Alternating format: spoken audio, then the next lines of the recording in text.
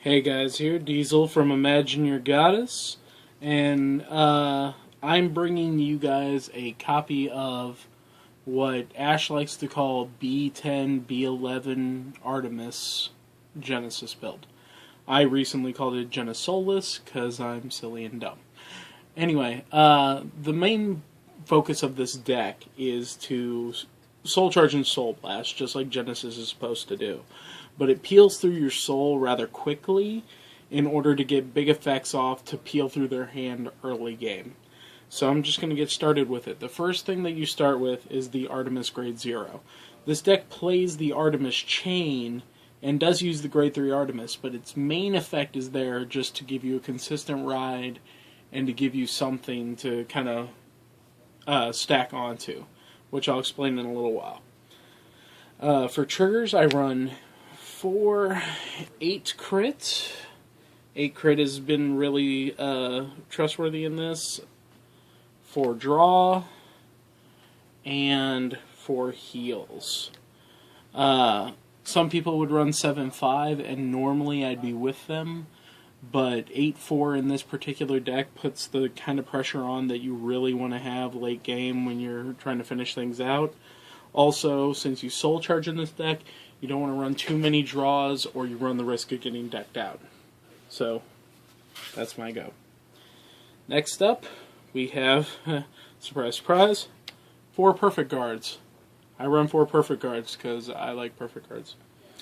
Then I run 4 copies of the Grade 1 Artemis. Again, we're dealing with a ride chain build, and you want to get the ride chain off. Then we have 4 copies of Witch of Frogs. Witch of Frogs' ability is that when she gets dropped from the soul to the drop zone, you can counterblast 1 to put her onto the rear guard. Worthwhile all the time. That's why I run 4, so if I soul charge her, I can get her into the field. It plays lots of nice little shenanigans. Finally, I run 2 copies of Witch of Cats. I had somebody the other day ask me why I run 2 Witch of Cats and 4 Melissas, as opposed to running 3 Kuman and 3 Melissa or some other build. This is the basic reason. If Witch of Cats charges Witch of Cats, all I got was a card in the soul. If Witch of Cats charges Witch of Frogs, I got a card in the soul and a potential rear guard. The win of getting the potential rear guard is better than the static +1 into soul. And in this deck, you got to be very careful about how you charge. You don't want to just charge everything all the time. It is not a reckless charge deck. You got to think. Okay, so that's my main grade 1s. Grade 2, I run 4 copy of the Grade 2 Artemis. Ride chain. I'm not going to say it again. But what I will say is that Artemis's effect, Grade 2 Artemis, is that if she hits a Vanguard, when she is the Vanguard, you get to Soul Charge 2. And then if the Grade 1 is in your soul, you get to Soul Charge 2 again. That means you go, oh, I'm Soul Charging. I got a Witch of Cats. Oh, and an Artemis. Now the second effect goes off, and I get to Soul Charge 2 again. Putting 4 cards into soul.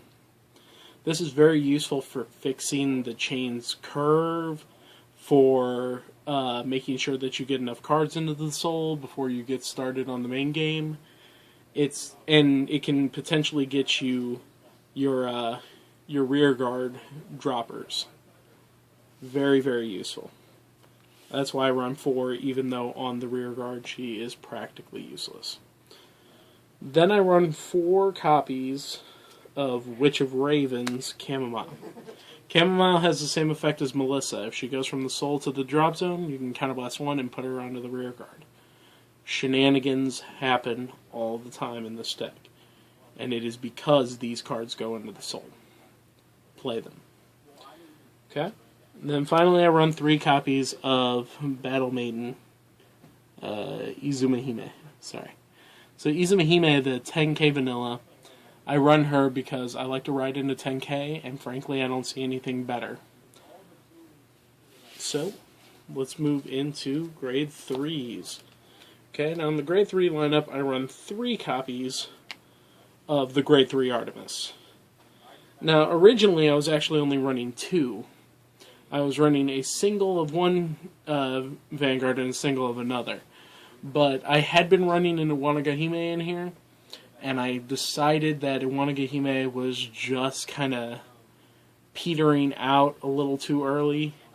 Also, the effect wasn't always a killer effect, and using an extra Artemis means I get more chances at the ride chain, and I get more chances to power up and blitz through my opponent's cards.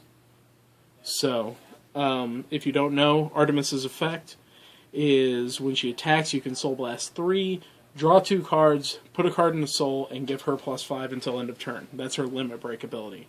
So one of the fun things to do is you peel through 3, you draw 2 cards, then you throw a copy of her into the Soul.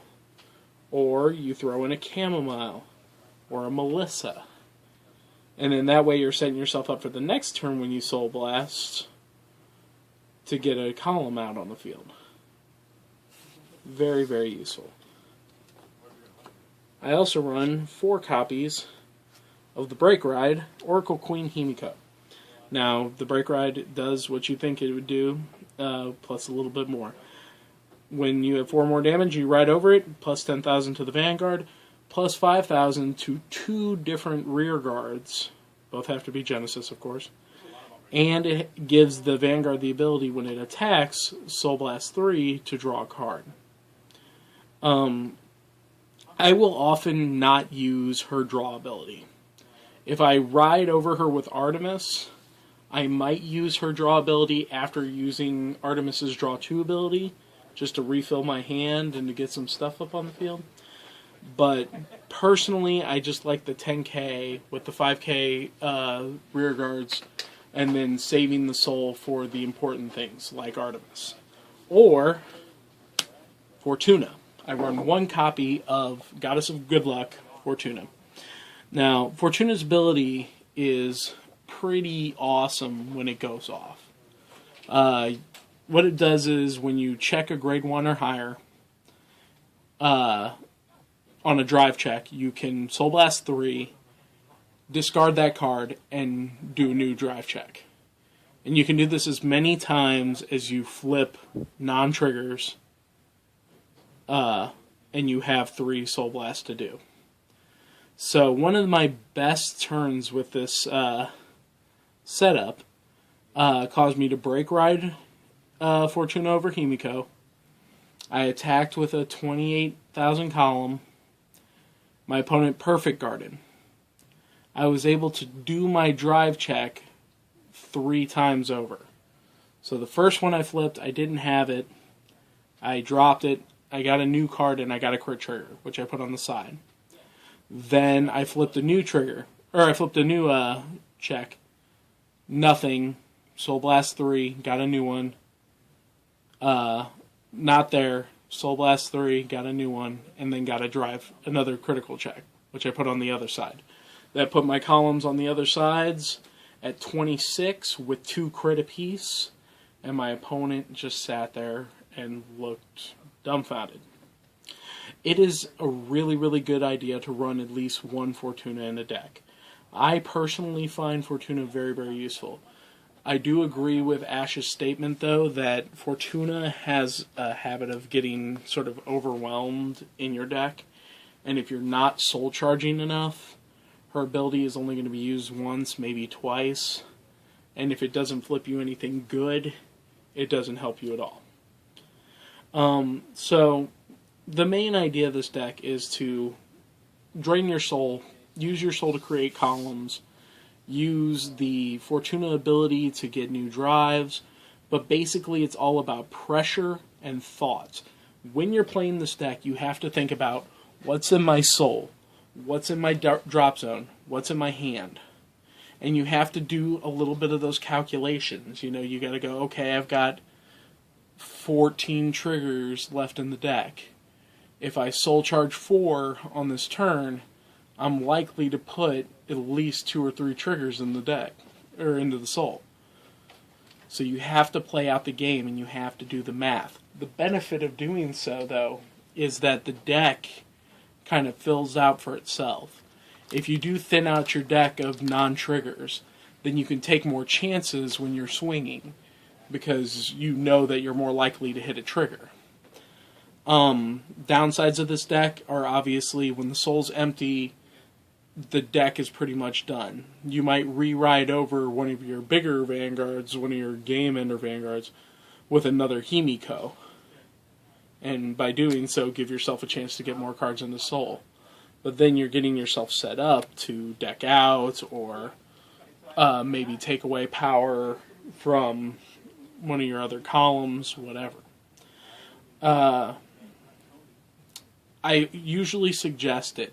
And my main goal in this deck, and I think that you guys should think about if you decide to run this deck, is you want to be able to use any of these abilities a maximum and a minimum exactly 3 times. 3. If you can use 3 abilities on these grade 3s, then you will be able to apply a really nice amount of pressure on your opponent without breaking your deck by over soul charging, and also by not being too weak because you only used it twice or once. So that's the deck profile. I hope you guys enjoyed it. Remember to like, comment, and subscribe. Tell me what you think. Tell me what you would change. Ask any questions that you might have. And I'm looking forward to hearing from you. This is Deez from Imagine Your Goddess. Peace.